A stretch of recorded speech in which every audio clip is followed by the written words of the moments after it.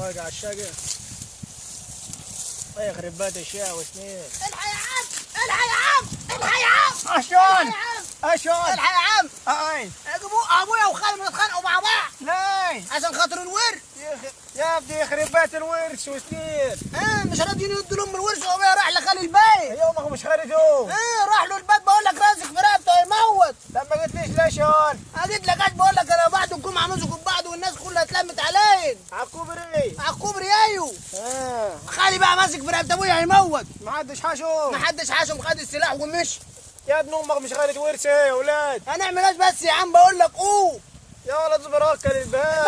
بس بقول لك قوم ماسك في رقبه ابويا هيموت يا عم. الله يخرب بيت ابوك يا عم بقول لك قوم، بقول لك ماسك رقبه ابويا يا هيموت. ولد اصبر اكل معاك اهو. اصبر قد الشعر. خلق يعني انت بطال. مش هتسيبهم لما يموتوا بعض يا عم. طب يلا يا عم بقول لك قوم يا عم.